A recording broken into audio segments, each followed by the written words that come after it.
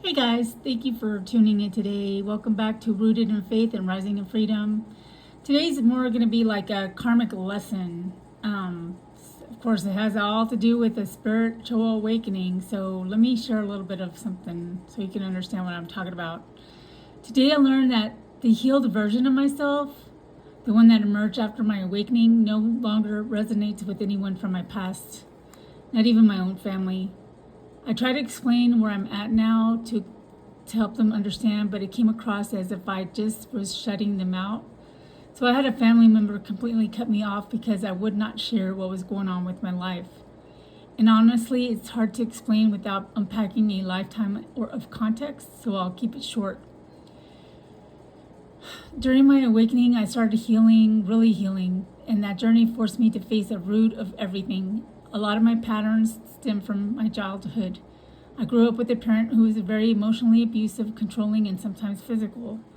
I didn't know it back then, but I was raised by somebody with narcissistic tendencies. When that's normal to you, you don't question it, you just carry it, you repeat it. So I attracted some people like that in my life. My first marriage, super toxic, narcissistic, manipulative, emotionally abusive, physical too. After I divorced, I knew I didn't want to end up in that situation again. So yeah, I dated and nothing serious until maybe 16 years ago. That relationship seemed better. It was not physically abusive, but it was still toxic in other ways. Gaslighting, manipulation, and lies. And I remember the moment I found out he lied, the last words out of my mouth were, "This marks the rest of my life of being single." I no idea that those words would echo 13 years later, a season of being single. No kidding, okay? Then last year, I had a rude awakening, which is my spiritual awakening. Someone came into my life out of nowhere, spiritual connection. This was a spiritual connection. It was a magnetic attraction. Like I've felt spiritual connections before, but this one was extremely, extremely different. There was like the magnetic or the pull between the other person and myself was way too magnetic. I don't know how to explain it other than that. Yeah, there was a lot of tension there. I'm not going to lie. There was like, I don't know, 13-year season of, of cobwebs and stuff. It was that bad. I was like really questioning, should I jump, not a jump? I mean, it had me in a really whirlwind of just thinking, maybe one time won't hurt. So, but, thankfully I didn't go down that route. So this person came out of nowhere, and came into my life out of nowhere. It was a spiritual connection. It was really magnetic. It felt right at first, but then the red flags started to fly out. And like I said before, it's like, I'm not going through any kind of bullshit again. I always had this thing. I have a motto where I know this is not healthy either. You're 1 foot in the door and you're 1 foot out the door. And, the first sign of a red flag, I'm out. That's how I was approaching this whole situation, regardless how attracted I was to that person. So I pulled back. I didn't fully run, but I just stayed just to see, observe, and watch to see what this person is all about. Maybe just an idiot. And so after a while, they showed me exactly what I needed to see. The person was not my person. I'm grateful I followed my intuition. Thank God I did, because staying would have wrecked me worse than what had happened. So I didn't leave unscathed though. I did emotionally gravitate to them, and I did, emotionally give into this. I didn't have like a full-on relationship with the person, but you know how it is. You can fall for somebody without being with somebody. Even if you don't have like a one-on-one with them or anything like that, just the magnetic attraction between the both of y'all can just send somebody just, to be attracted to somebody, and you fall for them, But I'm glad it didn't go nowhere, because it turned out it was like my blessing in disguise. Yeah, I loved them, and I didn't understand why though. The pull, the intensity, it just didn't make sense. So especially with the red flags, started digging, and I was like, why am I so drawn to this person? Why doesn't it feel safe? And that's when everything changed. I found out it was a soul contract, and I found out through, I was like, I am very intuitive. I'm very empathic, and I can pick up on people's energy. And I was picking up on this person's energy specifically because we had that attraction to one another.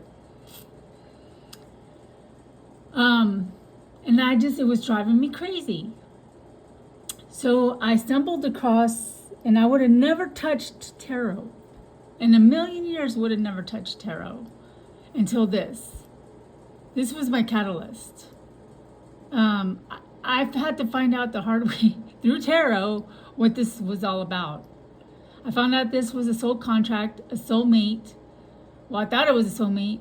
This is a soulmate. This has to be a mistake because they're showing me anything but a soulmate. I am not going back to toxicity, because it took me a long time to get to where I was. Peace, and to somebody come in and wreck my life being an idiot? No, I don't think so.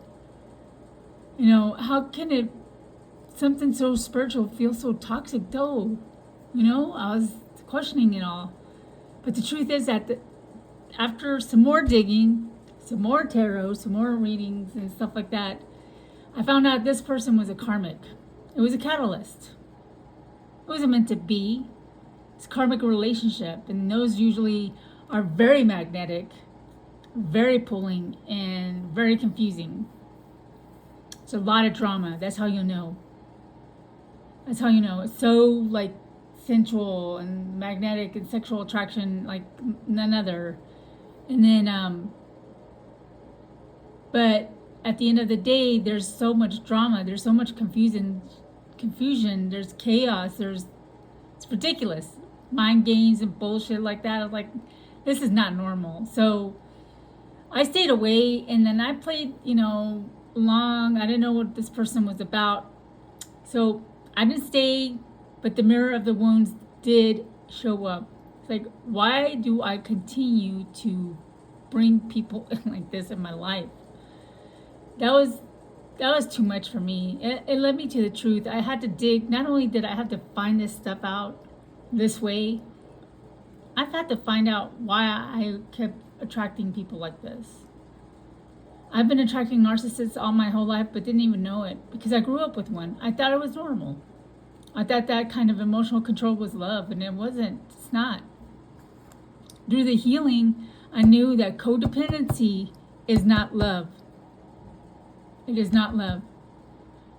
Emotional control is not safety. When somebody manipulates you and tells you, you're never going to find somebody out there, or makes you feel like, they're using scarcity tactics and fear of missing out shit, that's emotional, mental confusion and control. It's manipulation. Being discarded isn't a reflection of my worth. It's their wound, not mine. So people projecting towards you, that's another thing. So through that, I had to learn that it's a mirror. It was mirroring exactly what I needed to heal within me. So I did the shadow work. I learned all about shadow work. I learned about healing wounds and all that stuff like that. And still awakening, super tired. And then the drama. And then, let me tell you, that's only just a surface. I found out that this narcissist, he was a narcissist. Not only was he a narcissist, he was a damn warlock. Of all people to be your fucking karmic twin, fallen twin at that, or just whatever you counterfeit twin, a fucking warlock. That's just part of the story, damn it. Anyhow, going back to the whole healing thing. And because of that, my circle has changed. I'm now on a new timeline, new path, new mindset. And because of that, everything around me is changing. Even the people around me. My family doesn't even recognize me. They think I'm cutting everybody off left and right, and I don't want them. It's not that. We don't resonate. We're not on the same frequency anymore because my unhealed family member is still on that same timeline where codependency, where I have to tell them everything about my life and what I'm doing and when I'm doing it and what. That's codependency. I'm not doing that anymore. I'm out of that. I'm not going to be manipulated or, guilted into not telling them everything about my life. And because I'm not going to tell them, I'm going to be guilted. No, I don't care. Those are my boundaries. I understand you help me and I love them to death and I will always love my family. But I'm not going to be controlled anymore. I'm not that same person anymore. I'm a new me. I didn't go through all that for nothing. This is my new version and I'm going to honor it. They no longer align with that version of reality. And that's the power of healing. Healing will cost you what's not aligned. But it will give you back your soul. And if you're watching this, why does everything feel like it's falling apart? Why am I losing people I thought were mine? You're not crazy, you're just waking up. Hope that helped.